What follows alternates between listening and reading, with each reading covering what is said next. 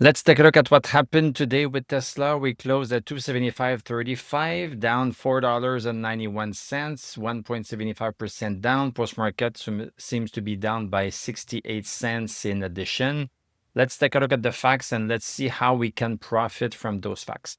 We are still into this congestion zone. 295 on the top and 273.75 at the bottom. But now we are seeing some weakness coming in. Let's take a look at the 1-hour chart. The first hour of the day, we opened with a gap down, opened below then 273.79. This was not looking good initially. Then it looked a little bit better because we closed on the 1 hour above 273.79. Second hour still above, but we were seeing some resistance on the 5-minute chart. I am going in a lot of details now. So on the 1 hour chart, we started to hit a resistance at 275.81, and we could not break that number at all. So we could have gone back lower at any point. Then, lo and behold, towards the end of the day, we started breaking above 275.81. But then if we draw this downward resistance right here, we see that we were so close here that we just caved into that downward resistance. So I am going into all of these details. There's not much move up right now. On the 5-minute, we are losing stochastic over 60. On the 1 hour, we don't have stochastic over 60, and we have not had it since last Friday. So this is not looking good. I would not be surprised that tomorrow or the rest of the week, we start going lower. I am going to give you a little bit of a trick. If you don't see stochastic over 60, a 21-day stochastic, if you don't see it over 60, then you should be thinking in short mode. I am in short mode. Yes, you don't need to short right away. You need to find the right entry. And in this case, we need to make sure that we clear the support that we have at 273.79. So once we clear that for good, we should be good to continue lower. And the next stop is going to be 260.39. So this is where we are at in terms of the mind space. No stochastic, start thinking about shorting, but don't short right away. Wait for a trigger. It could be a close on the 1 hour chart below 273.79.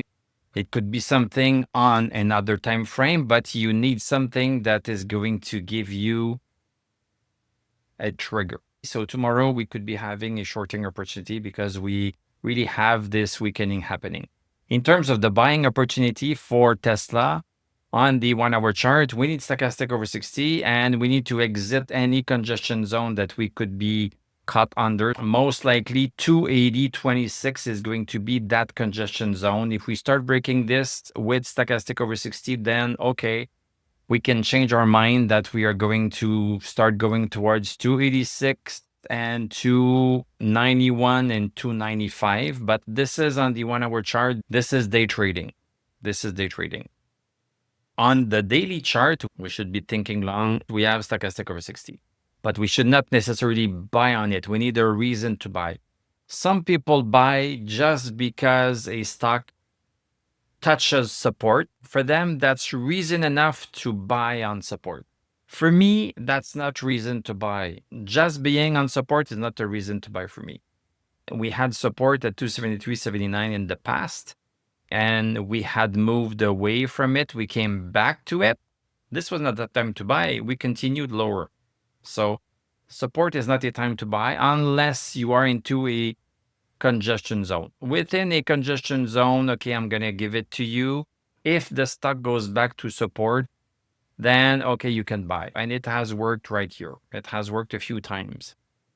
But this is not my preferred way. I prefer to follow the trends. Instead of buying on support, what I like to do is go into a smaller time frame and look for a pattern. I've been talking about patterns this week. This is another pattern.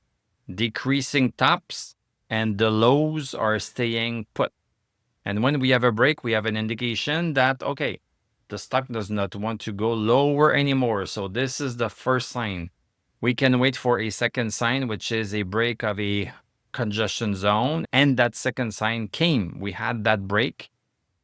And then the stock went higher. So This is how I like to do things. I like to trend follow, and some people like to just buy on support and sell on resistance. This is perfectly fine. Everybody can have their own buying and selling strategies using the same lines. So my job here is to do those lines. I do those lines, and then you can use them as you see fit. Let's take a look at the rest of the market. VIX going higher today, so we are up by 1.12. That's almost 5% up. Let's take a look at the 1-hour chart. This is the congestion zone that VIX is in, and now we are starting to get outside of it. So if we continue outside, the stock market is going to start tanking. Let's take a look at our stock indices. So we are hitting a little bit of resistance. So Dow Jones is down by almost 1%. It is still nice. On the daily chart, we should still think long. This is just a pullback for now. S&P 500, the same thing. We are down by 0.77%. Nasdaq, the same thing, down almost 1%.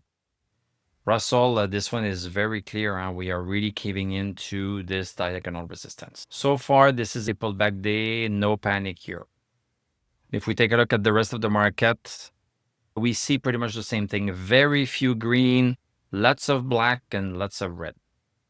In terms of economic data, tomorrow is going to be an interesting day. We are going to get the Federal Reserve interest rate decision. So are they going to uphold the rates at 4.5%? This remains to be seen. This information is going to come out, they say at 1:30. It's usually at 2 o'clock, but this is going to come at around that time. So we could be expecting a little bit of movement in the market at that time. Let's take a look at some Tesla news. We are getting piped into our Discord server. GOP leader confirms plan to kill 7,500 EV tax credit and budget. So this would not be helping electric cars, would it? And then we have another analyst downgrade. Tesla's bubble might finally be bursting. Rating downgrade. Tesla's latest European sales numbers continue to plummet to multi-year low as Chinese EVs soar. BYD has seen an eye-popping 644% surge in Spain this year. I'm sure they were not selling many cars, so it might be easy to have an increase of 600%. Let's not forget that Tesla is going to launch full self-driving in June. So what is this going to have as an effect on people? Is it going to convince buyers to buy? Is it going to convince sellers to sell? Nobody knows. But because we are seeing the best survey in the world, the stock chart is the best survey in the world. We see exactly in real time how much money buyers and sellers are willing to pay to buy and sell. This is really interesting information, and we are using that every single day to make buying or selling decisions. Thank you very much for watching. Thank you for liking, commenting, subscribing. If you like what I do, you can become a YouTube member. Click on my TradingView affiliate link. I'm going to wish you a great evening. We are going to talk tomorrow, and I'm going to tell you